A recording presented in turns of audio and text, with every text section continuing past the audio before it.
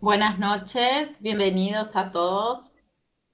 Estamos acá hoy porque inauguramos el auditorio de la Noche de las Galerías que organiza SGAPA en Asunción, así que estamos muy felices, muy contentos, muy agradecidas de ser parte de este hermoso encuentro de todos los años que hace SGAPA.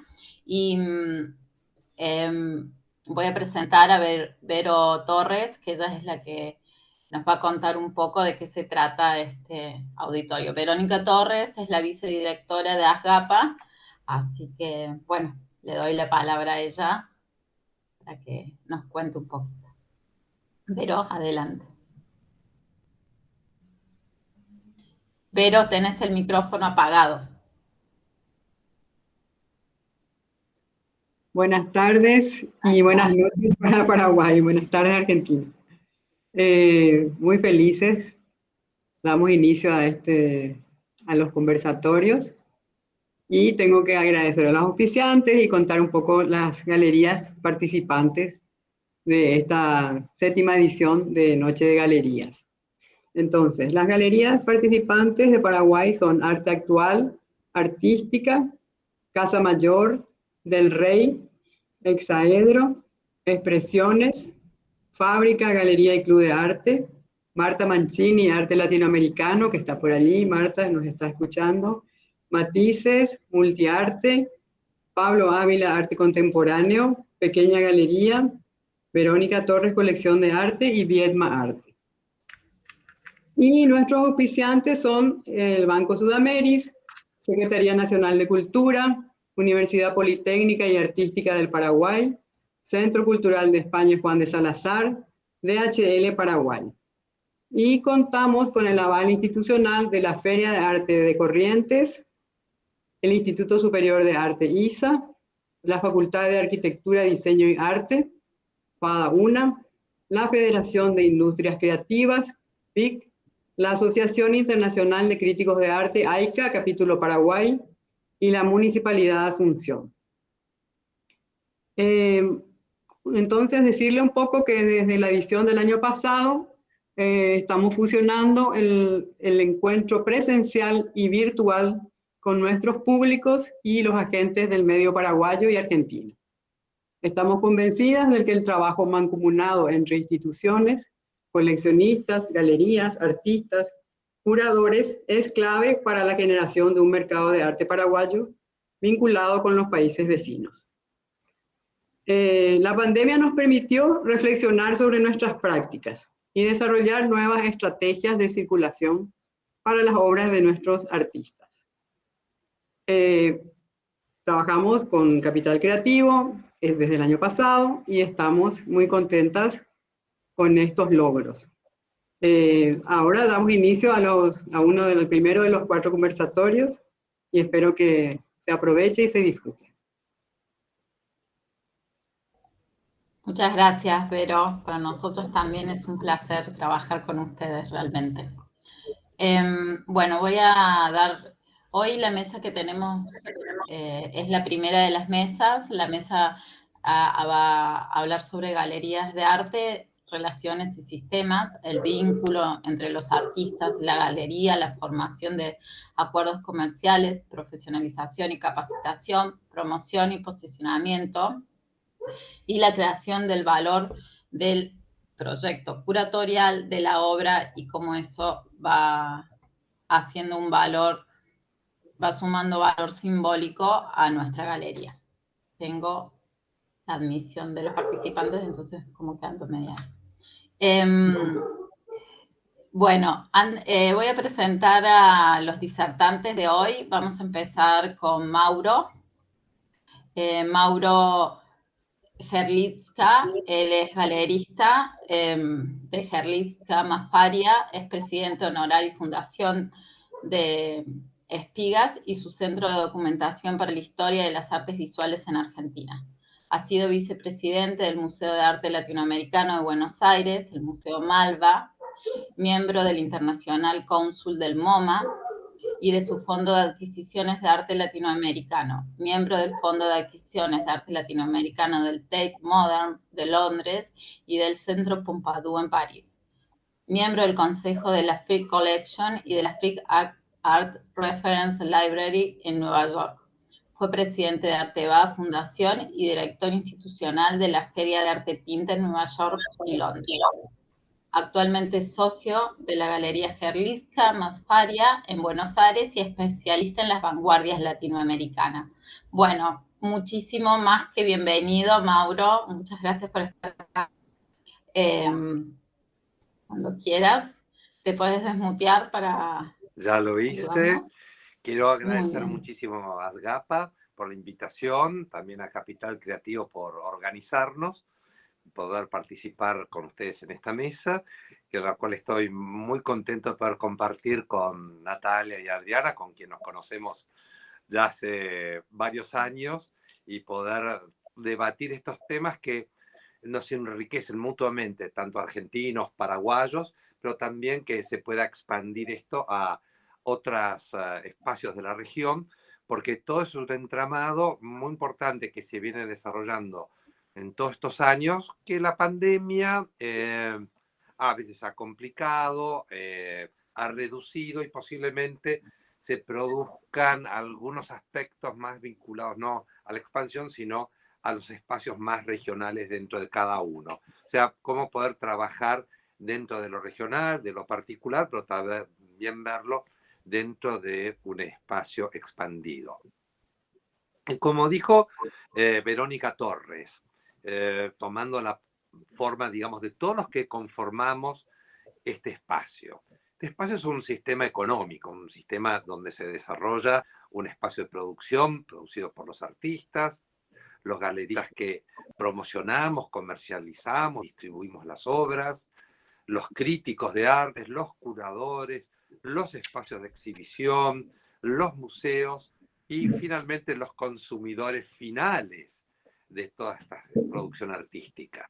Algunos por el mero gusto de verla, de observarla, pero también clave, importante, en los que quieren adquirir las obras, ya sea por conformar una colección, ya sea para tener, digamos, lindas obras que los gratifiquen, que las puedan tener en su hogar, que las puedan, digamos, tener un aporte dentro de su conocimiento, dentro de su proyecto cultural, y también hoy en día aquellos que ven el arte como un resguardo de valor o inversión, o todas estas cuestiones en conjunto, que permiten ver de cómo poder desarrollar y el nivel de las galerías que nos permiten actuar para desarrollar esto en un espacio mucho más amplio y que además no solamente creamos valor económico, o sea, ponerle valor a las obras, hacerlas crecer de valor en el tiempo o conservarlo, sino también conformar valor simbólico, o sea, que aquellas situaciones que evalúan y ponen de manifiesto la calidad de obra. De hecho, las galerías tenemos una capacidad de circulación amplísima por nuestra propia naturaleza, de tener espacios de exhibición, armar una rutina de muestras, de participar en ferias, de participar en determinados eventos virtuales o reales, sobre todo lo virtual que se está tanto desarrollando en este momento, donde de allí abrevan también los curadores, los directores de museos, un montón de actores del mundo del arte, donde somos un gran distribuidor y un actor primordial y cada vez con más preponderancia, pero también tenemos que ejercerlo con mucha responsabilidad. Por eso me alegro también de la creación de Agaspa.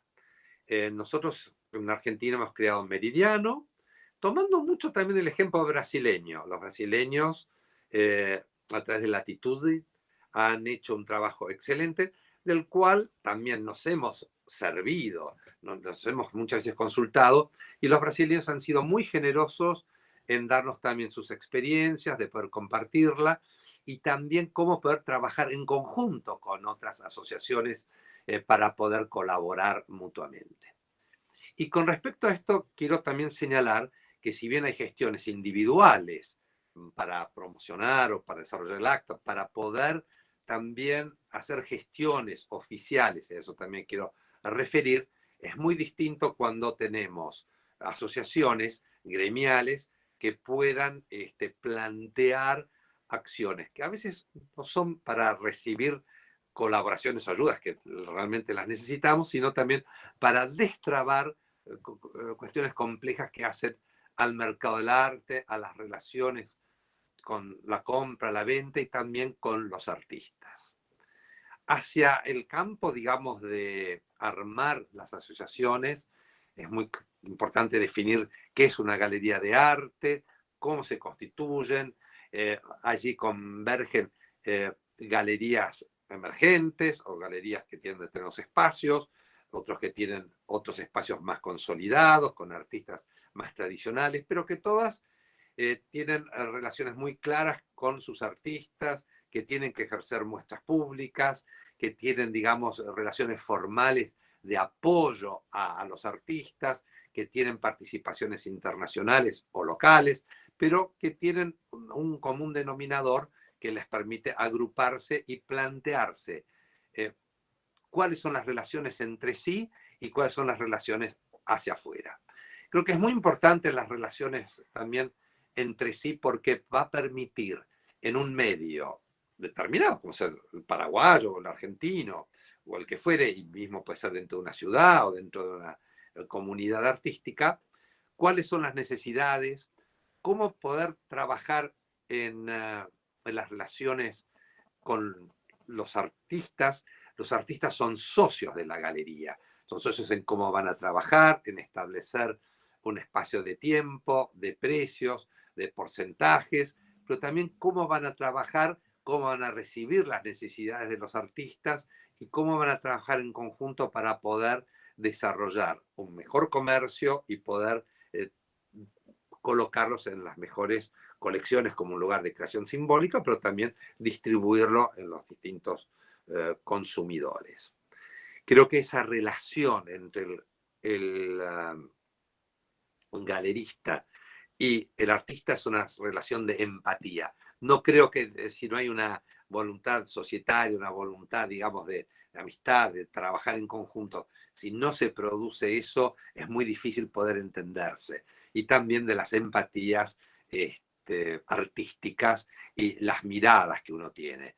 Hay otros artistas que son buenísimos, pero con la estética por ahí o el proyecto de la galería no van, pero otros sí. Entonces, bueno, creo que uno también conformando una determinada línea que es distinta a las de otras galerías y otros artistas, pero bueno, en la pluralidad de gustos, intenciones, va conformando todo un determinado escenario. Y creo que esa relación con los artistas tiene que estar trabajada en formas de empatía, y hablar muy bien de qué se quiere desarrollar, cómo se va a trabajar con cada uno de ellos, pero también existen las formas escritas donde uno puede establecer con el artista los tiempos de duración, cuándo empieza a trabajar, los porcentajes de comisiones que va a haber, cómo va a trabajar si el artista tiene posibilidades comerciales que no están dentro de la galería, porque hay veces los coleccionistas puentean a las galerías y van a hablar al artista, y el artista tiene que tener muy en claro eso, que muy bien, alguien me vino a ver, no vamos a dejar de hacer el negocio, pero las comisiones y la representación con la galería tiene que respetarse, no importa la forma en cómo llega, y si no, tiene que estar el galerista presente. O sea, si no existe ese grado de confianza, pero también de lealtades, obviamente el mercado empieza a resquebrajarse. Y por otro lado, también el coleccionista que salta estos procesos, también rompe, pervierte el sistema, no le crea confianza y en el fondo también dificulta a que su propia colección pueda evaluarse en términos simbólicos y en términos económicos a futuro. Creo que esto es muy importante de este establecimiento. Los contratos entre artistas y galerías son aspectos formales muy conocidos, se pueden, digamos, consultar. Desde Meridiano podemos, si es que no los tienen, digamos, proveer posibilidades y ejemplos para poder desarrollar estas posibilidades. También es muy destacado ver, y en el caso argentino, cuál es la situación fiscal, tanto de las galerías como de los artistas. Este es un trabajo también externo de las asociaciones. Muchas veces hay artistas que venden ocasionalmente o que hacen una venta muy importante y los trasladan a una situación fiscal distinta, de mucho mayor presión impositiva, que es puntual y que los pone en una situación después duradera a la cual no pueden responder. Creo que y esto no lo tenemos solucionado en la Argentina, es trabajar con las autoridades económicas y fiscales de un estatuto fiscal para el artista. Muchas veces son monotributistas, pero hay veces saltan a valores que los obligan a inscribirse en categorías que tengan que pagar el IVA u otros impuestos, a lo cual tendría que tener una situación fiscal que le contemplen las situaciones de ventas altas puntuales, pero a veces pueden pasar años sin vender. Y los artistas producen, tienen una acumulación de obra y por ahí tienen una acumulación de obra muy valiosa que hasta les pueden hacer pagar un montón de impuestos por un patrimonio que en realidad no lo tienen y que se puede evaluar nada más por el costo de producción, que en caso de un pintor, la tela del bastidor, pero no los valores de lo que tiene valuada, digamos, su obra. Y en este tema, las galerías, y a través de las situaciones de las asociaciones, permiten trabajar en esta etapa que tiene que ver con la relación de artistas y galeristas. Por otro lado, en estas asociaciones es muy importante también el trabajo de vuelta con las actuales autoridades económicas y fiscales. ¿Por qué? Porque, por un lado, las galerías, la mayoría son trabajos unipersonales o pequeñas empresas o monotributistas. Entonces, también no conozco la condición fiscal paraguaya, pero ver cuáles son aquellos elementos que dificultan tener mecanismos amplios, claros, más transparentes, para poder tener una regulación fiscal adecuada, pero no gravosa en términos de la actividad de cada uno. Más en temas de pandemia, hay veces que uno vende mucho, hay veces que no vende nada, situaciones complejas donde uno tiene que ver cuáles son las actividades fiscales que trabajan en la propia galería. No conozco también las situaciones del comercio exterior que pueda haber en Paraguay. En nuestros países, la Argentina, Paraguay, Chile, Bolivia, Perú, tenemos mercados chicos, necesitamos exportar. También tenemos dentro de nuestros países artistas locales, pero muchos artistas de afuera, que no son de nuestros propios países, que están trabajando por ahí en residencias o en tiempos determinados o explorando su propia producción en otros países que tienen que sacar, entrar obra, etc. En la Argentina, ya hace muchísimos años, tenemos una ley de libre circulación de obras de arte, a lo cual solamente hay una mirada extra, si hay para evitar cualquier expolio que tenga que ver con arte colonial o arte rupestre o, digamos, elementos que están producidos, pero en el arte contemporáneo o de artistas no fallecidos hasta hace más de 50 años, hay una libertad para entrar y sacar obra.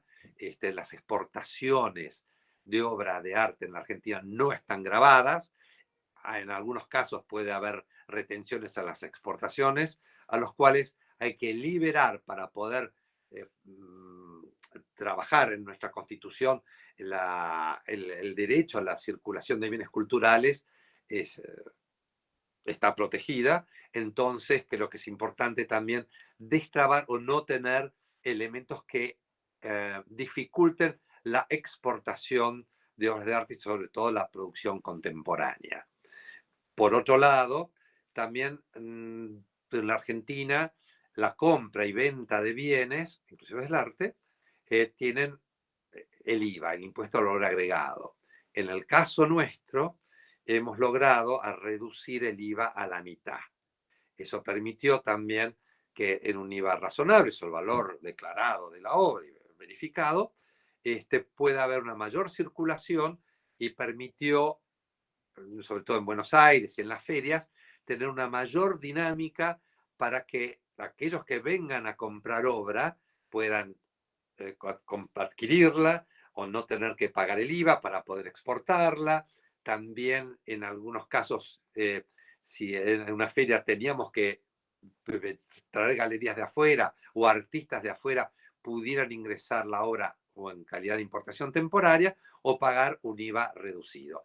Esto permitió en los últimos años generar en Buenos Aires una mayor dinámica del comercio de arte. Esto más allá, digamos, de las cuestiones económicas, las recesiones puntuales o las actividades por ahí más reducidas sobre nuestros problemas económicos que podemos llegar a tener, bueno, y que son de conocimiento. Creo que en ese tema las asociaciones de galerías han sido muy importantes para poder trabajar, digamos, con el fisco para evitar y para reducir aquellos inconvenientes que el comercio de arte tiene. Armar una agenda clara, precisa y hablar con los actores de eliminar los inconvenientes es más fácil a veces que conseguir incentivos. Pero no significa que los incentivos no puedan, digamos, trabajarse. Y en este tema, la agencia de cooperación que todos nuestros países tienen para exportar, para poder desarrollar los mercados en el exterior, la agencia de cooperación, una agencia que se llama Fundación Exportar en otro momento, que promueve la acción y la participación de los productos, sea el que sea argentino, en determinadas ferias internacionales, así como del vino, de la máquina de herramientas, de las heladeras, de lo que fuere, también colabora con las acciones de las galerías para que puedan viajar, digamos, al exterior. Por ejemplo, a veces en pagar parte de los stands, en ayudar con los envíos o para cuando uno va a tener un porcentaje del costo de los stands retornado. O sea, hay formas controladas, verificadas. Generalmente la participación en galería están aprobadas por comités previos, pero ayuda muchísimo a desarrollar eso. Lo mismo que si hubiera una feria en Paraguay, permitiría aportar a que otras galerías de afuera puedan ir al Paraguay o si quieren participar de estos eventos que por ahí se pueden hacer en convenios entre galerías. Ese es otro tema que me quiero pasar después, pero en el caso también que es importante, que hay veces uno no puede viajar o con estas restricciones ha sido difícil, pero sí hay veces determinados curadores, directores de museos o especialistas de instituciones internacionales que quieren conocer o quieren tener una agenda dentro del Paraguay. Entonces, estas agencias o por el Ministerio, Secretaría de Cultura, puede disponer de pasajes y puede disponer de alojamiento para traer estos curadores y hacerle una agenda donde pueda visitar los museos, los talleres, las galerías, etcétera. Por ahí ellos tienen una agenda prefijada, pero pueden colaborar y llevar a informarse de qué puede haber en el Paraguay y conformar o integrar artistas paraguayos en otros circuitos de muestras internacionales. O sea, cuando me ha pasado que a Salerno, o a Casarino, a Migliorisi, o a Casco, que en algunos casos he llevado a Arco, o mismo mostrado en Buenos Aires, han sido, digamos, lugares donde, bueno, la gente se interesó, contactó, pudo haber comprado, empieza a darse una dinámica más interesante y de otra fluidez, porque estamos lejos y hay que buscar los caminos de acortar. Y a veces no son costos tan importantes, pero se pueden lograr con y esto no solamente son cuestiones gubernamentales, sino también con los aportes privados para poder actuar en ese sentido. También hay programas que se llaman condo, como de condominio, que permite una galería de un país con la galería de otro de establecer uniones entre sí. Por ejemplo, justo antes de la pandemia, 2 meses antes, trabajamos con Luciana Brito en San Pablo, donde nos invitó a llevar un conjunto de artistas mujeres argentinas a hacer una exhibición allá.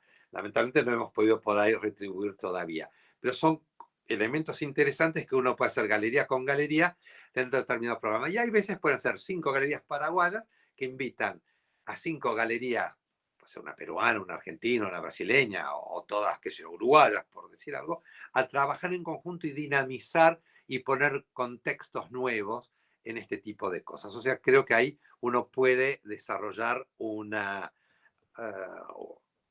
asociación muy productiva y muy valiosa. ¿Cómo andamos con el tiempo? Discúlpenme porque uno puede...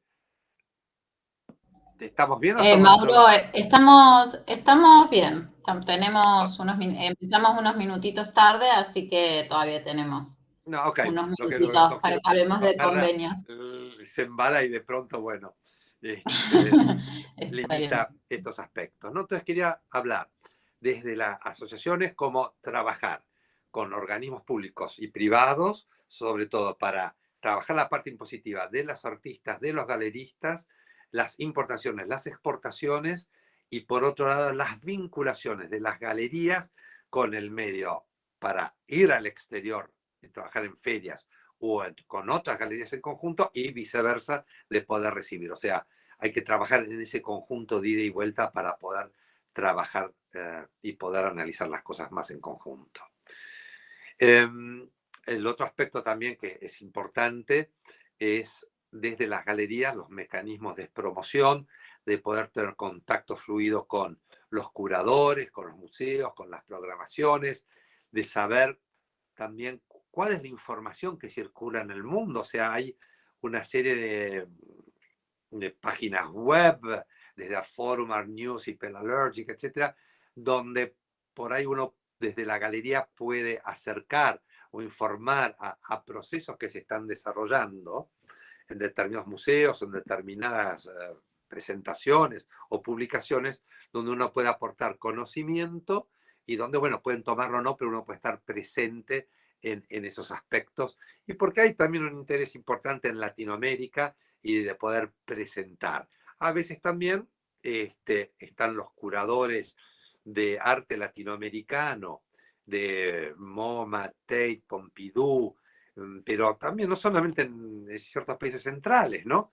El Mali de Lima ha estado comprando obra latinoamericana, o desde el Malva de Buenos Aires, o la Pinacoteca de San Pablo, elementos donde uno puede trabajar dentro de las galerías para contactarse, analizar proyectos o de poder tener una vinculación más cercana para poder acercar nuestras producciones a estos lugares, o también en Medellín.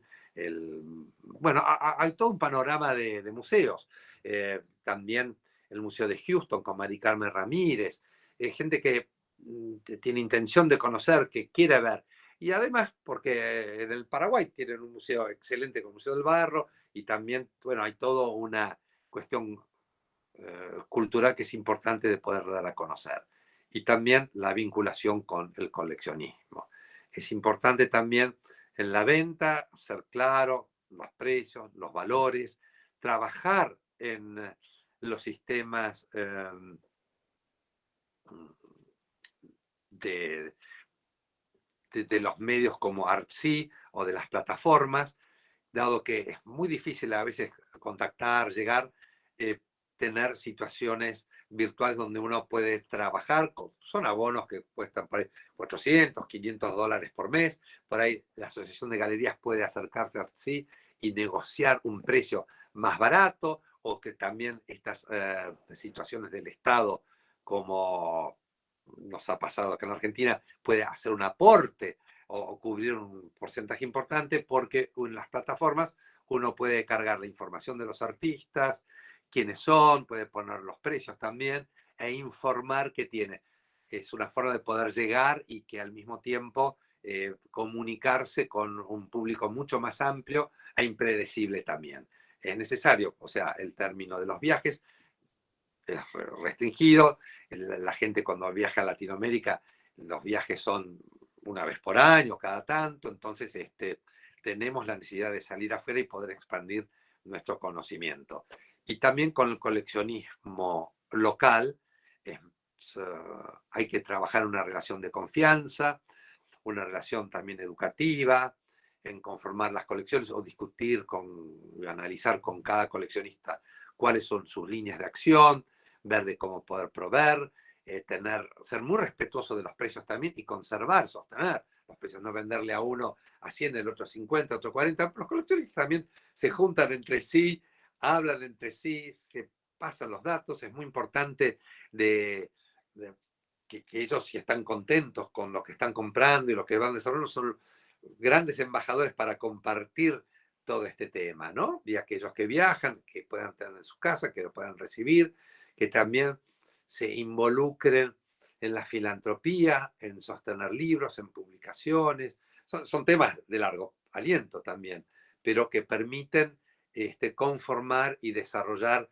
en un proceso que pueda tomar 4 o 5 años en una nueva situación y más potente, más segura, y de poder también trabajar entre otras asociaciones. O sea, inclusive en estos momentos que se han cancelado ferias, tengo que decir que, por ejemplo, con Meridiano y con Latitud, frente al recupero de fondos, de ferias canceladas, etcétera, nos hemos dado mutuamente una mano. Y eso es importante, porque cuando uno viaja, a ver qué contactos hay, o tengo que guardar la obra en tal lado, o cómo se hace para que la obra llegue a otro espacio. Hay toda una situación de confianza y de muy buena onda entre las galerías. Obviamente eso también son situaciones de empatía que permiten trabajar y poder desarrollar negocios en común. Bueno, quedo a las preguntas o aclarar o expandir cualquier cosa que fuera necesario. Algunas cosas deben estar todas ya practicadas y desde ya pasarle la palabra a la próxima oradora. Muchas gracias, Mauro. La verdad que es súper interesante. Sirve como para marcar un caminito para este mercado del arte que hay que construir todos los días, ¿no? Bueno, para este tema está Natalia Albanese. Ella es nuestra próxima oradora. Ella es investigadora y gestora cultural, docente. Además se dedica al estudio de nuevos coleccionismos desde la mirada de la sociología del arte gracias a una beca del CONICET. Es socia de Capital Creativo, nuestra partner. Bien, Nati, buenas tardes, ¿cómo estás? Buenas tardes, es un placer para mí compartir con todos ustedes y ser parte de la 7ª edición de la Noche de Galerías. Y aunque sea virtual, tener un piecito en Asunción, realmente me siento muy honrada y muy agradecida por participar. Seré bastante breve para darle paso a la tercera compañera, que es más o menos que Adriana Almada, de cual espero con ansias su ponencia, y te agradezco un montón. Mauro, no sabía cómo anotar tantos tips, tantos trucos. La verdad que este panel es un lujo para mí, así que espero poder estar a la altura de mis colegas. Sí, no te vayas, Mauro, porque después vamos a hacer un ping-pong de preguntas con nuestros oyentes, espectadores, las personas que están participando hoy acá. Muy bien. Quería acercarles brevemente una definición que está rondando y que puede tejer un hilo conceptual, un poquito más tal vez teórico, acerca de lo que ya la vicepresidenta Verónica Torres nos anunció en el comienzo de este conversatorio, que tiene que ver en poder pensar a este sistema, a este mercado del arte como un campo donde intervienen distintos agentes. Este campo intelectual, que opera a manera de campo magnético, va generando un sistema donde los distintos agentes tienen diferentes roles, miradas, intereses, y poder ser consciente de la envergadura de este campo nos ayuda un poco más a entender la dinámica que tan, tan contundentemente explicó Mauro acerca de este sistema donde primero pasamos por las leyes, luego pasamos a las dimensiones impositivas, luego pensamos a las galerías en vínculo con sus socios y los artistas, y por el otro lado la idea de valor simbólico, ¿no? Que si bien los podemos enumerar como aspectos distintos, hacen a un todo y tienen que ver con de manera integral el mercado del sistema del arte.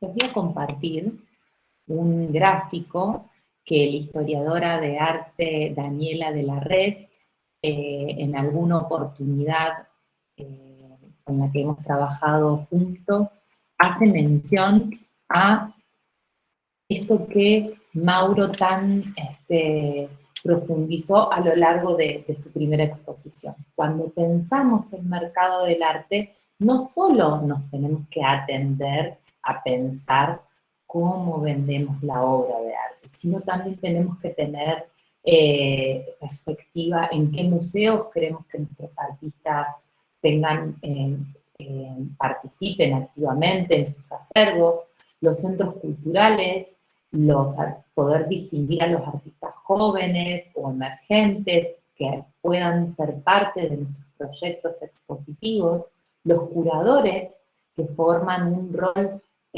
fundamental para poder tejer el valor simbólico y el vínculo entre las galerías y el resto de las instituciones, el público, voy a dejar coleccionistas para lo último, que es súper fundamental poder tener identificado los tipos de públicos que tenemos y los intereses que en cada proyecto cultural, fuertemente las galerías, que es el tema que nos convoca en esta 7ª edición de Noche de Galerías, nos atañe.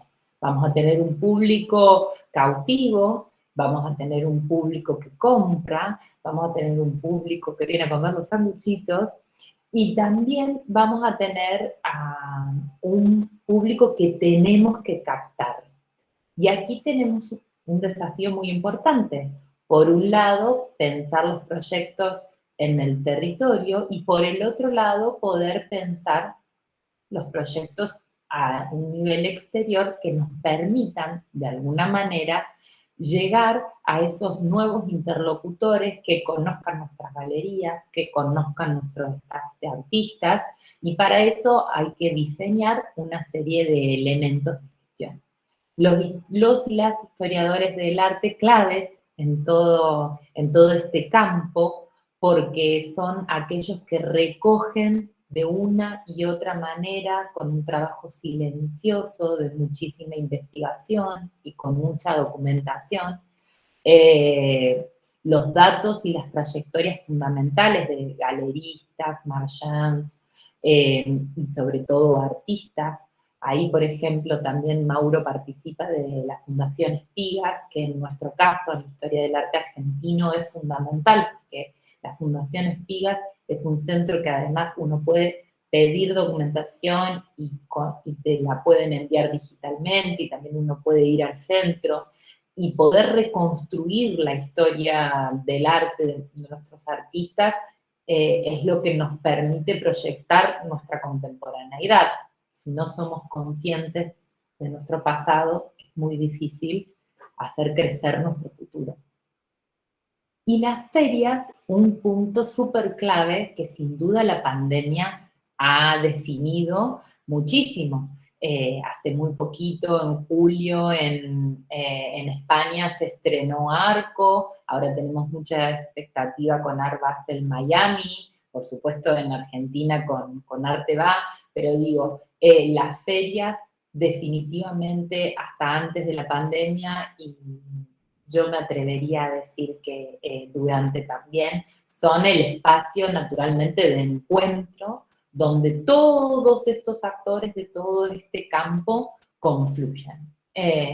Por lo tanto, participar a través de los condos, que también mencionaba Mauro, son elementos fundamentales para hacer crecer y enriquecer este campo y llenarlo de valor simbólico. Estudiantes, aquellos que son los que toman nota y luego serán los nuevos artistas, los consagrados, los grandes maestros. Paraguay tiene unos grandes referentes de los cuales aprendemos mucho todo el tiempo, y alguno que otro está conectado por acá, así que es un placer y un honor.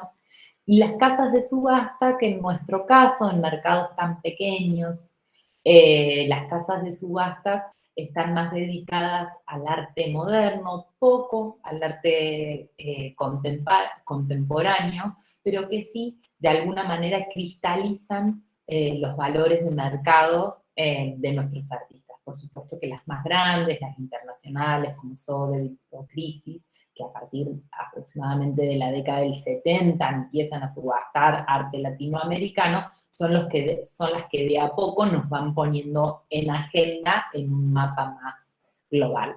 Críticos, este año ASGAPA está estrenando premios junto con la Asociación de Críticos, así que son sin duda, tanto como los historiadores, como los curadores, aquellos que constituyen los pilares del valor simbólico de nuestros artistas, de nuestras obras y de nuestras exposiciones.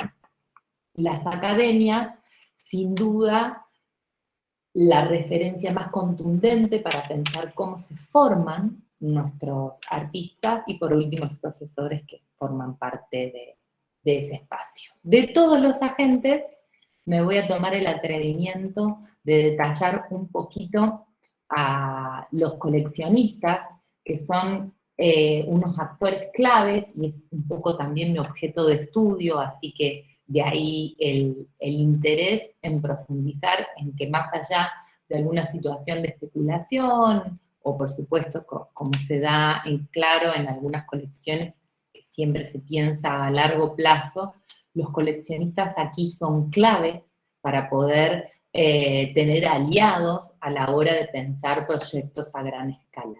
Ahí veíamos cómo el matrimonio Durán-Ruel han apoyado desde el momento a los impresionistas. Esta filmina es una colega de Brasil, también me gustaba un poco esto de pensar Latinoamérica, y de poder constituir una especie de línea para pensar cómo en Latinoamérica los coleccionistas han tenido un rol clave para generar mercado, para generar circulación y venta. ¿Quiénes son los primeros que entusiasman a un coleccionista a llevar adelante una compra? Muy probablemente va a ser otro coleccionista. Es de ahí que es vital poder construir un vínculo estrecho, trabajar procesos de formación, trabajar visitas, encuentros, momentos entre los cuales se produzca el intercambio, y que así el entusiasmo se contagie en un buen sentido, en este caso, de más envergadura. Y por último, compartirles esta imagen, que es de uno de los coleccionistas de los cuales estoy obsesionada. Este coleccionista fue abogado, se llama Francisco de Virgilio, fue cordobés, muy exitoso, juez, época de los 60, cuando en Córdoba se hacían las bienales ICA, muy hermanadas con el comienzo de la Bienal de Sao Paulo. Y esta imagen para mí lo dice todo, porque reúne en la figura del coleccionista una persona que está imbuida de la producción de los artistas. Esto es en la Galería Feldman, una galería que en ese momento fue hito y encuentro de reuniones en toda esta ciudad. Y lamentablemente, en el caso de Don Virgilio, que ha sido un gran marchand de ese momento, de esa época de los artistas cordobeses, el acervo de su obra se ha perdido. Y les traigo este ejemplo para no extenderme en el tiempo y ya darle la palabra a Adriana, porque me interesa que compartamos una idea, un concepto donde los coleccionistas están fuertemente vinculados con las galerías, con un estrecho vínculo con los artistas y proyectando a la carrera del artista junto con la galería a lo largo del tiempo. Muchísimas gracias, me quedo para la ronda si la presentadora me lo permite. Cómo no, por supuesto, Natalia. Muchísimas gracias, hermoso y muy clarificador de algunos tips en un primer momento. Ahora no, voy a presentar a Adriana. Ella es curadora, crítica de arte. Adriana Almada, crítica de arte, escritora, editora, ha curado numerosas muestras en Paraguay y en el exterior, como España, Francia, Chile, Ecuador, Guatemala, Brasil, Bolivia y Argentina. Actualmente es jurado y miembro del equipo curatorial de la Bienal Saco en Antofagasta, Chile. Es curadora de la colección Mendonca de Arte Contemporáneo en Asunción. Fue vicepresidenta de la Asociación Internacional de Críticos de Arte, AICA Internacional París, y presidenta de AICA en Paraguay, Asunción, creadora del Salón de Arte Joven La Nación y directora de sus 3 primeras ediciones. Ha desarrollado una amplia labor editorial desde el año 2003 en las áreas de artes visuales, literatura y ciencias sociales. Es editora de la sección de Diario. Bienvenida, Adriana. ¿Cómo estás? ¿Estás por ahí, Adri? Sí, aquí estoy. ¿Cómo estás, Siu? Bueno, antes que Bien, nada, vos. Bueno, creo que he decirles llegado. decirles que estoy encantada de estar con ustedes, de compartir esta noche. Encantada de verlo a Mauro, a quien hace años no veía. Nos encontramos en Buenos Aires, no sé, algunas veces, así que bueno. Y me acuerdo que fue, si no me equivoco, en las oficinas de Fundación Espigas. Bueno, bueno, después de todo lo que pude oír hasta el momento, me parece que estamos en un campo que podríamos llamar genéricamente de la institucionalidad del arte. O sea, estamos hablando de todo el sistema en el cual el arte se desarrolla, que incluye, por supuesto, artistas curadores, como bien dijo Natalia, ¿no es cierto? Artistas curadores, academias, galerías, centros culturales, coleccionistas, ferias, bienales, medios de comunicación y centros de investigación o centros de documentación. O sea, estamos en frente a una trama muy compleja, con diversos actores, cada uno con su propio móvil, con su propia manera de encarar el trabajo. Pero yo me voy a centrar hoy en algo que fue justamente lo que me pidió Natalia, ¿no? La relación del curador con el artista. O sea, hablamos recién de la importancia de los curadores dentro de todo este macrosistema. Y yo creo que la relación artista-curador es una suerte de relación fundante dentro de todo este complejo. Es una relación que implica un diálogo, que implica una exploración, una investigación, un conocimiento, que pone muchas cosas en juego, que significa una apuesta, porque una muestra, digamos, curada, firmada, es una muestra que está planteando de alguna manera una tesis, está planteando una idea, y por supuesto es el resultado de una relación muy íntima, diría yo. Una cosa es curar una muestra colectiva con muchos artistas y otra cosa es curar la muestra de un solo artista. Ahí la cuestión es muy delicada porque se trata de de plantear, digamos, un discurso. Entonces la pregunta es desde dónde nace ese discurso. O sea, creo que en este momento, al plantear todo lo que hemos planteado, estamos ante la pregunta, ¿dónde y cómo se gesta el discurso del arte? Ese arte que luego, bueno, entrará en el circuito, entrará en todas las vías de las cuales hemos hablado, ¿verdad? Que será estudiado en la academia, que irá a las ferias de arte, que será comentado, anunciado, reproducido en los medios de comunicación. Pero, ¿cómo surge ese hecho artístico, ese hecho que en sí mismo tiene un valor que puede llegar a ser muy diferente del valor que va a tener en una feria o que va a tener, digamos, puesto a la venta, si es que va a estar a la venta, bueno, puede estar, estamos hablando de eso, en una galería. Entonces, hablamos de un valor simbólico que finalmente se transforma en un valor monetario, pero indudablemente estamos hablando de dos tipos de valor. Entonces, ¿cómo es esa relación? Y esa relación es una relación muy desafiante que implica tener conocimiento del terreno, saber qué es lo que está pasando, conocer el escenario y ver cómo dentro de ese escenario uno instala un relato, uno instala un discurso, que en el caso de una muestra individual debe ser un discurso tramado, tejido, elaborado, en una situación de mutuo respeto, de mucha delicadeza, casi es una relación amorosa, un vínculo de amor con el artista, ¿verdad? Que como todo vínculo tiene sus conflictos, sus problemas, sus momentos de diferentes clases, pero es una relación fundamental. Yo para esta noche decidí simplemente compartir un caso a manera de ejemplo, una muestra que no, digamos, se presentó dentro de un circuito comercial, sino que se desarrolló dentro de un circuito cultural en el Centro Cultural de España Juan de Salazar hace un par de años, bueno, antes de la pandemia, el 2010, fines del 2019. Entonces, me gustaría compartir con ustedes el proceso de trabajo desde el inicio hasta la culminación en esa exposición. Voy a compartir pantalla, Sue.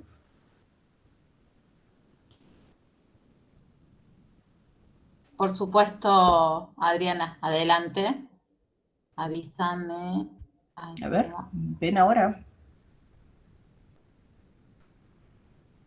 se te espejo. Ahí ¿Ahora? va, perfecto, Bueno, perfecto.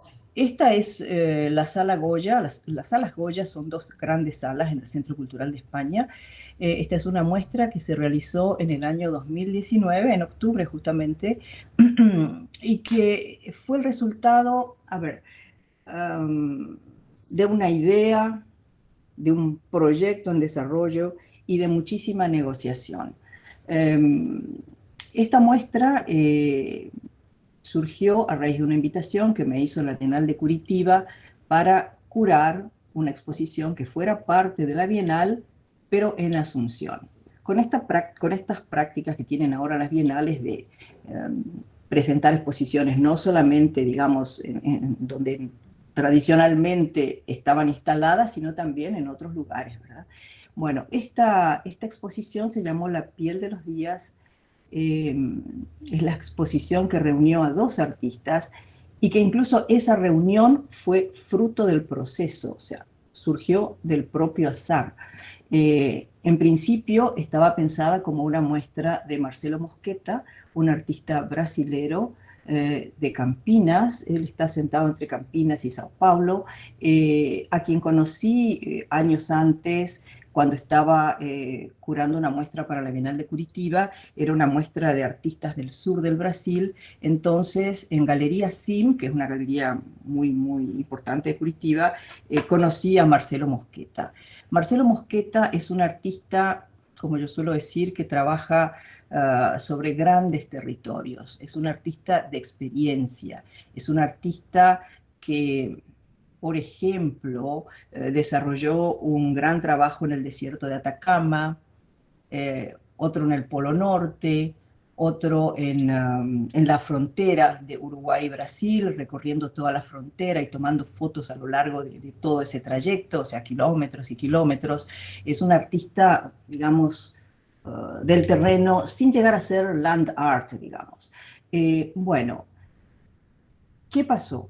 La Bienal de Curitiba me invita a hacer esta muestra. Yo pienso, ¿dónde podemos hacer una muestra que pueda tener un espacio interesante? Y dije, bueno, el Centro Cultural Juan de Salazar. Hablé con el director, Fernando Fajardo, le gustó la idea. Entonces, ¿qué proyecto? ¿Qué presentar? Y aquí nos encontramos con una cuestión muy habitual en nuestro circuito del arte en estos lares: el transporte de obra, el tráfico de obra, o sea, tráfico de tránsito de obra, digamos. Y esto viene a colación a raíz de lo que hablaba Mauro de la entrada y salida de obra. Transportar obra es realmente prohibitivo en algunos momentos, en ciertas ocasiones. Siempre estamos lidiando con presupuestos que muchas veces son escuálidos. Entonces, era más factible invitar al artista que viniese a Asunción, viniese al Paraguay, en realidad no se quedó en Asunción, viniese al Paraguay a realizar una residencia. Y producto de esa residencia se realizaría la muestra. Entonces, justamente teniendo en cuenta ese hecho del traslado, ese deslizamiento, digamos, ese desplazamiento sobre el terreno, pensé en Marcelo Mosqueta y pensé también en él por ciertos vínculos que había visto ya en su muestra en Curitiba, vínculos con lo natural, vínculos con el paisaje, vínculos con el ambiente. Bueno, ya estaba la elección, el del sitio, la elección del artista. ¿Qué residencia haría Marcelo Mosqueta? Marcelo Mosqueta nunca había estado en el Paraguay, tenía noticias, pero no conocía prácticamente nada. Entonces era como traer una persona a debutar, digamos, sobre el terreno, a hacer una residencia. Y pensé mucho, ¿dónde podría ser una residencia Marcelo? En estos momentos el Chaco es una especie de lugar soñado donde, bueno, desata mucho interés, mucha gente ha estado realizando películas sobre el Chaco, obras sobre el Chaco, fotografías sobre el Chaco. Entonces yo pensé y dije, bueno, mejor dejamos tranquilo el Chaco por el momento y buscamos otra cosa. Hablé con Fernando Allen, un gran fotógrafo, un artista fantástico, y estuvimos como mapeando, digamos, el Paraguay. Y él me dijo, mira, Adriana, acá hay un lugar que puede ser muy interesante teniendo en cuenta las características de la obra de Marcelo. Se trata de la comunidad H de Puerto Barra, en Alto Paraná. Es una zona sojera, es una zona muy selvática, es una zona de bosque atlántico, y curiosamente es una comunidad muy resiliente, una comunidad que logró salir adelante, digamos, a pesar de tener detrás suyo, a nivel de ancestros, digamos, una historia muy trágica, lo que se conoce en el Paraguay como el famoso genocidio H. O sea, sufrieron grandes vejaciones, fueron sacados a la fuerza del monte, evangelizados a la fuerza, murieron muchísimos de pestes, de hambre. O sea, fue una situación muy trágica que se produjo en los años 70. Incluso el famoso antropólogo Bartomeu Meliá, jesuita, denunció el hecho en aquel momento, y esa denuncia le costó luego el exilio. Se fue a exiliar, estuvo en el Brasil, se fue a Europa y luego a Brasil. Bueno, entonces Marcelo decidió, entre todos, digamos, decidimos que ese sería el lugar. Marcelo estaba muy contento, muy ansioso por conocer el sitio. Y yo quise empezar justamente por las imágenes del resultado, ¿verdad? Las imágenes de la muestra. O sea, cómo nació esto que ustedes ven acá. O sea, todo esto, estas fotografías, estas piedras, estos sacos que quieren arroz, están aquí pero por una razón, o sea, hay todo un relato, una historia detrás. Voy a ir yendo. Esta pieza, por ejemplo, eludí a propósito las fotos, digamos, convencionales del lugar, Marcelo con la gente, para ir directamente a la obra y ver qué es lo que la obra puede decirnos sin necesidad de, digamos, imágenes tan denotativas. Marcelo Mosqueta llega a la comunidad, se siente un poco sorprendido. Los H tienen una manera que dentro de un estilo, digamos, que dentro de los pueblos indígenas es muy particular. Son personas muy, muy acogedoras, son personas muy emotivas, muy amables, y hay algo que se conoce como el abrazo H. Te abrazan, uno llega a la comunidad y a lo mejor no conoce a nadie, pero recibe unos abrazos fantásticos, o sea, hay una conexión inmediata. Él fue muy bien recibido y fue recibido gracias a una persona que fue clave, que es Bjarne Fostervold. Es un gran gestor con mucho conocimiento antropológico, hijo de un pastor que fue quien evangelizó esa zona. Y ahí nos encontramos ya con una contradicción, o sea, hay una evangelización, pero fue justamente esa evangelización la que permitió la preservación de toda una comunidad, a diferencia de otras que realmente no pudieron sobrevivir.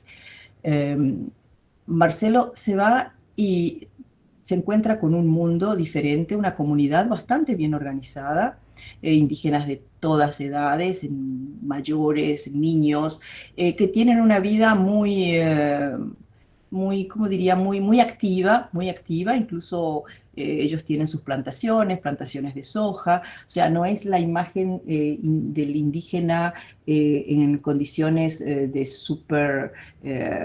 extrema pobreza, sino por el contrario, son así como grandes trabajadores, y empezó a observar qué es lo que pasaba allí.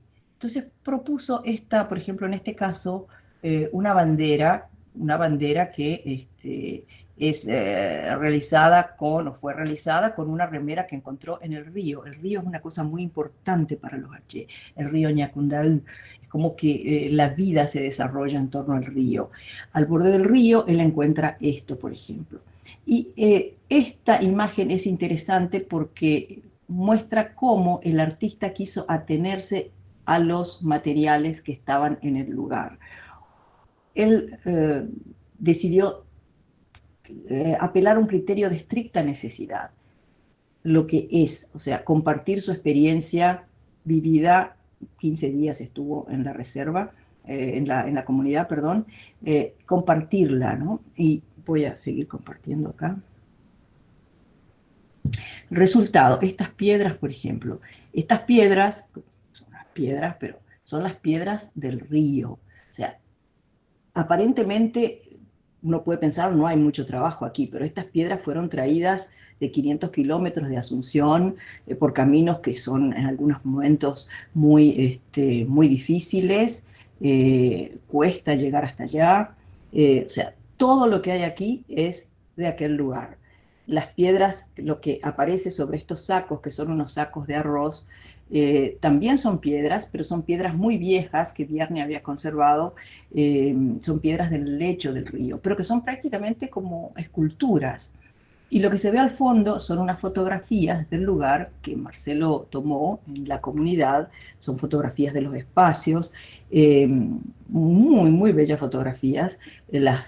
Se fue a Brasil, a Sao Paulo, ahí las reprodujo, las copió en, por supuesto, un hermoso papel de algodón, las trajo y las intervino. Y tienen unas manchas tremendas hechas con tierra. Pero también la tierra tenía que ser la tierra de aquel lugar, o sea, hubo que hacer varios viajes hasta Alto Paraná para traer los elementos que conformaron esta muestra, porque no podía ser una tierra traída, no sé, del mismo patio del Juan de Salazar, tenía que ser de aquel lugar. Entonces la muestra resultó con una energía muy particular, porque uno sentía que había como una autenticidad que a veces no se da, ¿no? En ciertas ocasiones. ¿Por qué el arroz?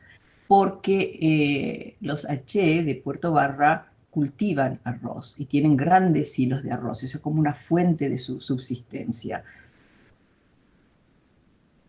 Esta es el resultado de otro momento de su estadía. Son tierras que tienen unos vecinos que pueden llegar a ser muy agresivos, grandes hacendados que están desmontando mucho, incluso que impiden a muchos H entrar a sus territorios porque por un convenio antes podían hacerlo porque esos lugares son territorios ancestrales, entonces los H podían ingresar a cazar. Y hay que saber que la cacería en esta comunidad es una cacería muy racional, o sea, está todo regulado, no son depredadores. Pero bueno, se vieron privados de poder llegar a ese hábitat y también de llegar a un sitio que es un sitio sagrado para ellos. Y estaba todo cercado. Marcelo encontró una cerca vieja, así enrollada, y dijo, bueno, con esto voy a hacer una obra. Hubo que traer estos pedazos de la cerca en una camioneta desde aquel lugar. Esta es la cerca auténtica, por supuesto, y decidió, digamos, contraponer a estas piezas que son unas puntas de flecha fabricadas por los H. Ahora no tiene que tener el nombre exactamente de quién las hizo. O sea, él las encargó, ellos se tomaron su tiempo mientras él regresaba a Sao Paulo, porque él regresó y después volvió. Mientras él regresaba al Brasil, entonces los miembros de la comunidad siguieron trabajando. O sea, hubo no era coordinación, había como una comunión entre todos, entre el artista y los miembros de la comunidad, la gente del centro cultural que estaba siguiendo paso a paso todo para poder proveer de todos los elementos necesarios para poder, digamos, hacer todo lo que había que hacer para que esto se pudiera materializar.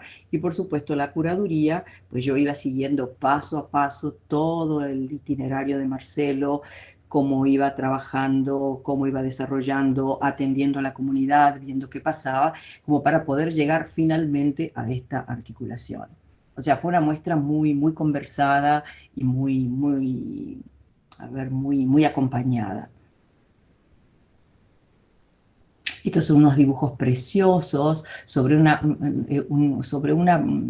superficie que es como una superficie de un material muy especial. Esto es un grafito. Acá la fotografía lastimosamente no permite verlo muy bien, pero es de un preciosismo extraordinario y tiene que ver con esta suerte de medición que hacían antes los museos de ciencias naturales de los vestigios que se encontraban de los antiguos habitantes de diferentes lugares del planeta, en este caso América, en este caso Paraguay. ¿Y por qué esto? Él, a pesar del poco tiempo que estuvo, ejercitó una observación extraordinaria. Él descubrió que el caracol era fundamental para el trabajo de los H. Usaban el caracol para limar las flechas, usaban el caracol para fabricar ciertos utensilios, que son los caracoles que crecen, que purulan, digamos, a la orilla del río. Esta es una fotografía de un juego de niños muy lindo de ver, que tiran una cuerda de los árboles. Entonces él realizó esta obra muy interesante que se llama Axis Mundi, sobre la fotografía, digamos, hace este planteamiento de tipo geométrico con la cuerda que los H usan, digamos, como para configurar un universo que dentro de sí mismo tiene su propia razón, su propia proporción. Bueno.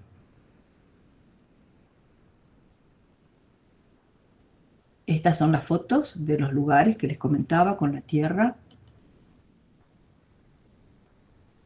Estas son las piedras. Él trajo de Brasil hojas de oro, entonces se tomó el trabajo de, bueno, hacerles esta suerte de linde dorado a todas.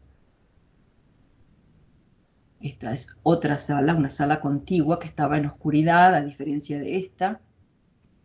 Y esto es muy importante, este es un video que trabajó Marcelo y que era muy riesgoso teniendo en cuenta, digamos, todos los debates que se están produciendo en estos momentos sobre la colonialidad y la descolonización. Este es el cacique, es uno de los caciques de la comunidad, y se fue él junto con Marcelo y otros miembros, eran niños, ancianos, muchísimos, se fueron hacia un lugar específico donde ellos sienten como el lugar de los ancestros, digamos, es como el lugar sagrado dentro de ese gran monte. Llegaron a ese lugar y Marcelo hizo este video, que es un video a 2 canales, con el cacique. Entonces es un video muy sutil, no tiene sonido, apenas ligeros movimientos, es la figura que entra y sale de escena, como que es una aparición, desaparición. Y era en realidad una obra muy arriesgada porque podría ser vista incluso acusada de exotización, ¿no? de una persona, en este caso de un cacique. Pero en realidad vimos con el resultado de que fue todo lo contrario. Bueno, y al lado de esta obra, en la misma sala, y esta fue esa situación fortuita de la cual les hablé al comienzo, expusimos filmes en Super 8 de los años 70, realizados por Bjarne Fostervoll, que es esta persona de quien les hablé al comienzo, cuando era muy jovencito. Este material nunca había sido visto, por primera vez se presentaba, estuvo siempre guardado. Y Marcelo me dijo, Adriana, ¿por qué no presentamos la obra de Bjarne junto con la mía? Y yo dije, bueno, como quieras, Marcelo, ¿te parece? Sí, yo quiero que él aparezca y sea el artista junto conmigo. Bjarne, por supuesto, no sabía, le dimos la sorpresa, él dijo, usen como quieran las imágenes, tienen los filmes, hagan lo que quieran. Y cuando llegó a la sala, se encontró con la sorpresa que teníamos justamente todo un apartado para él, o sea, una sala era para él y la otra era para Marcelo. Estas son imágenes de la comunidad en los años 70. Y esto, para terminar, como para mostrarles cómo esta exposición, con su curaduría, tuvo todo un proceso. Estos son los cuadernos de artista de Marcelo, cómo todo eso que se expuso finalmente fue muy estudiado, muy analizado, él fue desarrollando una hoja de ruta a lo largo de todo ese tiempo. Esta es la cerca que él encontró, estas son los sacos de arroz. Esta es una artesanía, un bolso, un arte de ellos muy interesante que finalmente no usó. Estos son sus cuadernos, sus apuntes. Acá el proceso de manchado de las fotos, y ella, que fue una pieza clave, la famosa Martita del Centro Cultural de España, Juan de Salazar, que fue su asistente, que estuvo al lado suyo todo el tiempo, fue la que llenó las bolsas de arroz, la que movía las piedras, y por supuesto había otra gente de montaje, pero ella fue así como el factotum. Y este fue un momento en la comunidad, un trabajo realizado con ellos, que fue un momento muy lindo, como de observación del propio entorno, de la naturaleza. Y bueno, y esto quiero llevarles al principio y al final. Esto es el bosque de los H, donde Marcelo estuvo, en la comunidad de Puerto Barra. Y ahora voy a dejar de compartir y no sé cómo hacer. A ver, acá.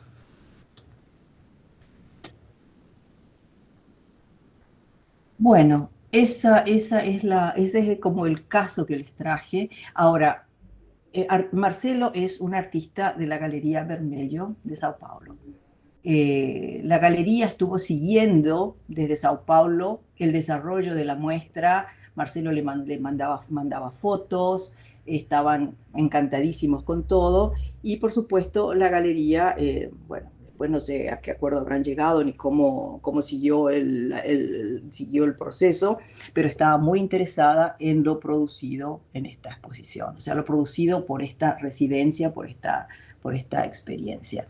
Y acá vemos cómo algo que en un comienzo se inicia como una práctica, digamos, fuera del circuito comercial, puede de repente ingresar al circuito comercial, ya sea a través del registro de la fotografía de ciertos objetos, y bueno, y ver cómo esa parte ya, digamos, es mi competencia, cómo sigue su curso.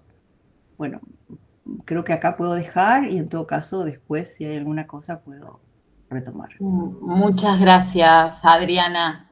Te escucho, yo tengo la primera pregunta para esto, te escucho y pienso, vos empezaste contándonos que el papel del curador es el del diálogo, es la exploración, el conocimiento del artista, es el estudio de esa obra, pero de alguna forma también, y esto es una pregunta, o una hipótesis que se transforma en pregunta que te la hago a vos, también es el mediador que está entre las instituciones, entre esas galerías y el que va formando, traduciendo esa obra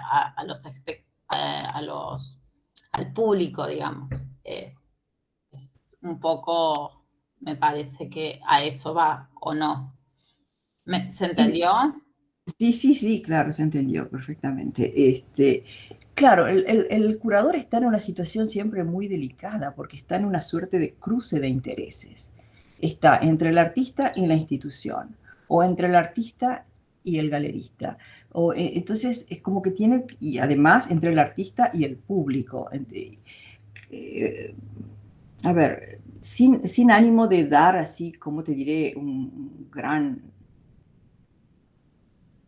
como diría, un gran protagonismo al curador, pero la verdad es que el curador como en algún momento recibe todos los golpes, ¿no? De un lado y del otro, porque por una parte tiene toda la expectativa del artista con la cual trabajar, después tiene todas las limitaciones que le plantean las instituciones. Eso, bueno, eso en mi experiencia, ¿verdad? Me pasó mucho en las bienales, que de repente, bueno, uno trabaja con los artistas, pide ciertos proyectos, trabaja proyectos con los artistas, y cuando vienen los presupuestos, Dios mío, los administradores de la Bienal se agarran la cabeza y dicen, no, ¿cómo esto? No puede ser.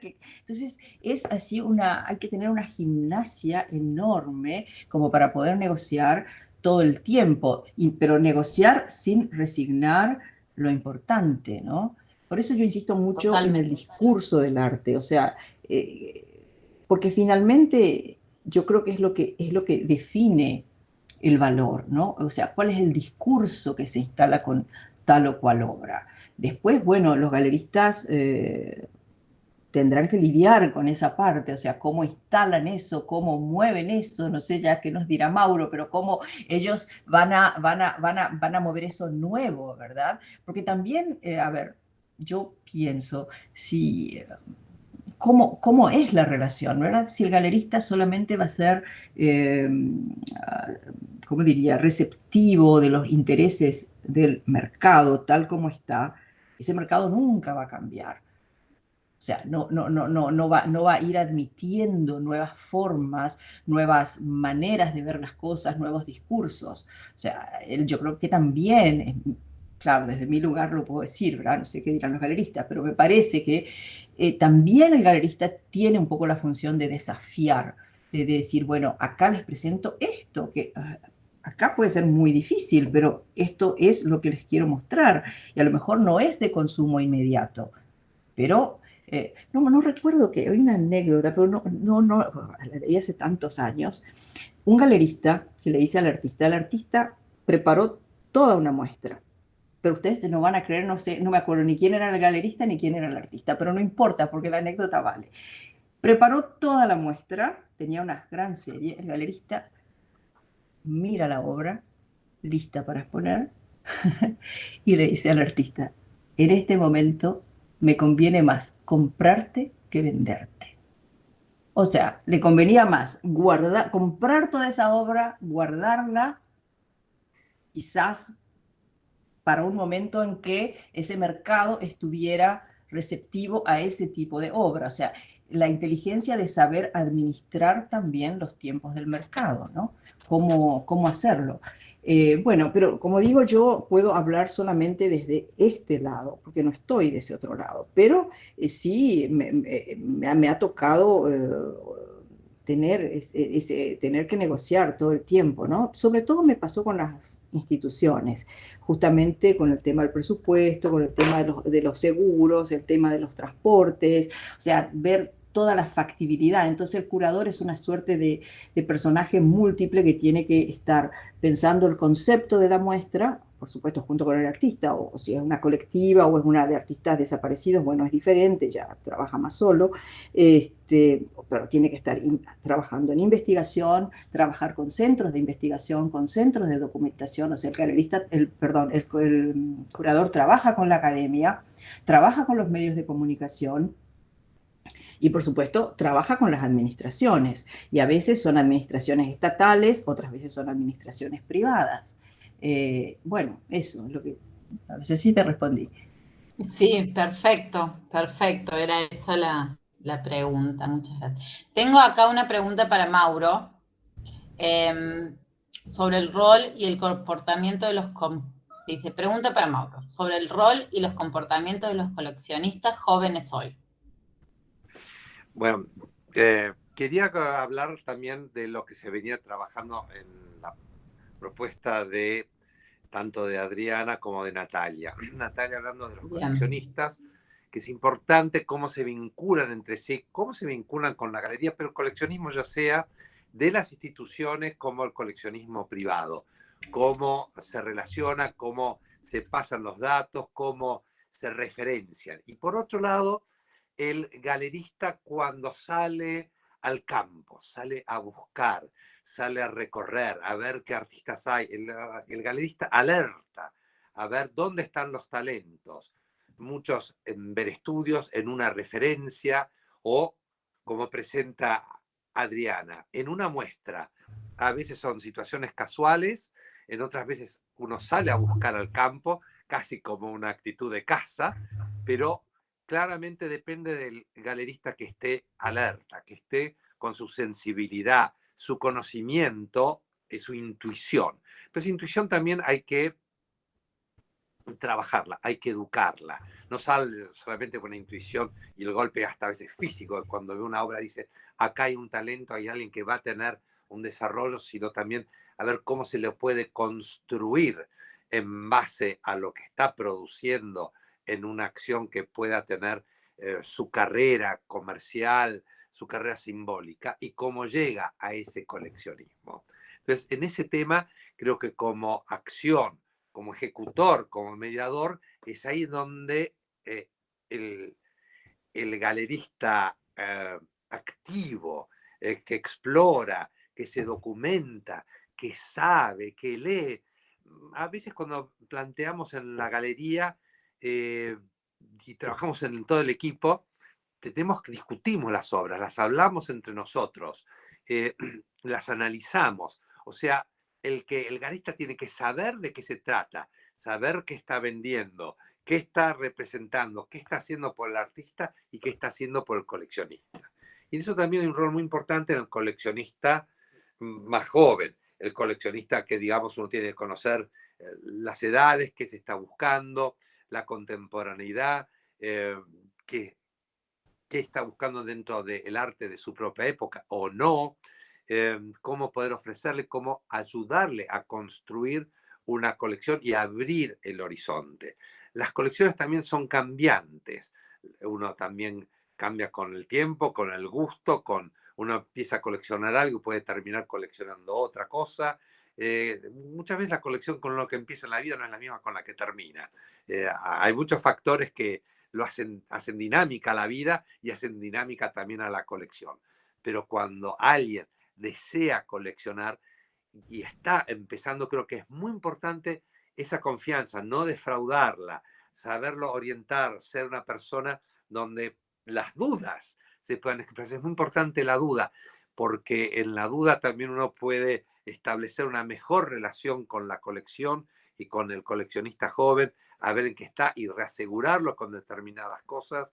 También plantearle y discutir con el por qué sí algunas cosas, por qué otras no. Esa relación es muy importante, y también por qué ciertos artistas. Y también, no todas las colecciones ni todas las compras que uno hace van a desarrollarse a futuro, no todas van a poder tener mismo el éxito crítico, hay momentos donde se amesetan también.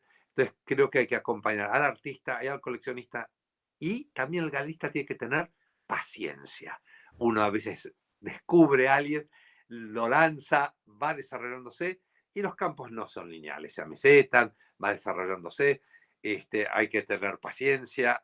A las economías a veces de los artistas pasan por momentos difíciles también, como es la vida misma. Entonces creo que al coleccionista joven o que está creciendo, presentarle a otros coleccionistas, a generar la comunidad de gente, que sea también una vinculación emocional, de amistad social. Es importante generar todo ese tramado. O sea, no existen los compartimentos estancos. Por eso también los curadores es necesario que los conozcan, que se vinculen. A veces me parecía que en Latinoamérica las cosas están más compartimentadas, cuando a veces me ha ocurrido estar en otros lugares donde la gente, el director del museo, participa, conoce el mercado, ve, explora también, y hay intercambio de información. Y esa mediación de la información es muy importante. O sea, el coleccionista público, o sea, cuando le vendes a un museo, otros museos también dirán por qué lo compra este museo, qué pasa con este museo, y también los coleccionistas privados ven dónde han entrado estas obras.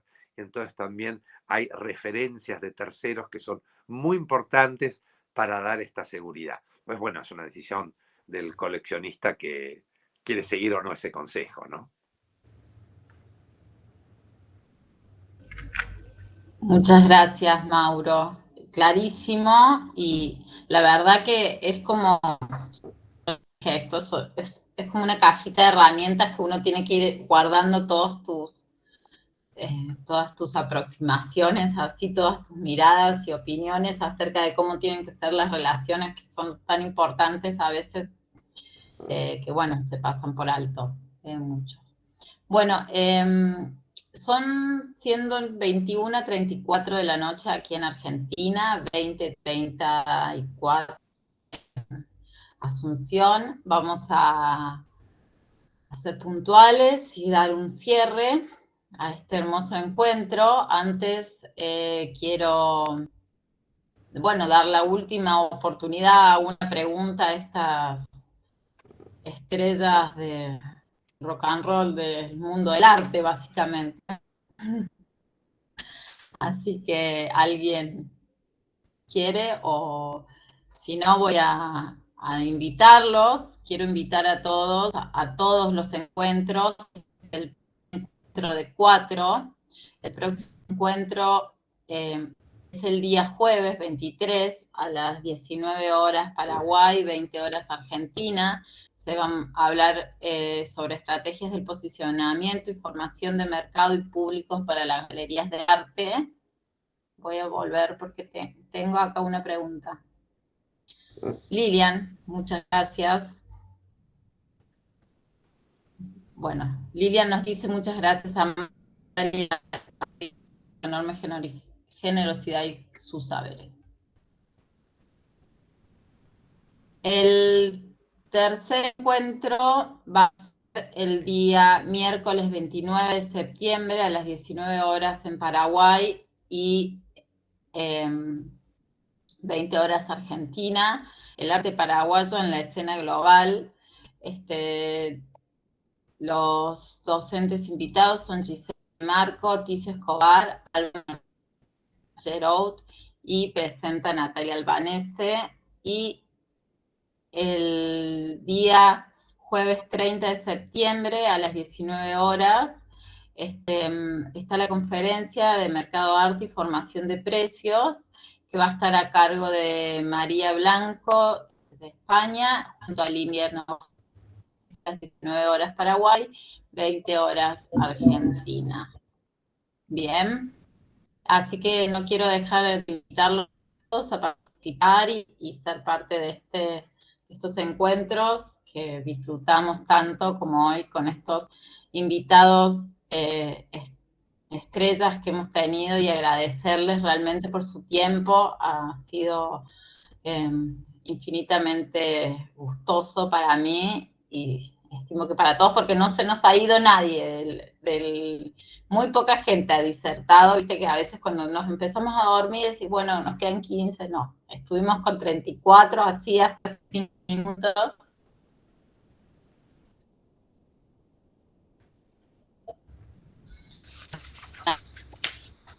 También, y muchas gracias, y gracias a todos por participar. Y otra cosa, quiero invitarlos a todos al recorrido. Hay un recorrido que es físico por las galerías en Asunción. Las galerías están asociadas a ASGAPA, de ASGAPA, perdón, las galerías de ASGAPA están abiertas, tienen sus puertas abiertas con exposiciones específicamente para este evento de las noches de las galerías, y si no, pueden entrar a la página La Noche de las Galerías, recorrido virtual. Tengo el link, que no lo quiero decir mal, por eso lo estoy buscando, es ndg.asgapa.org.py, aquellos que les interesa ingresar virtualmente. Y gracias, que les interese dar una vueltita virtual. A todos y muchas gracias a todos. Chau, chau.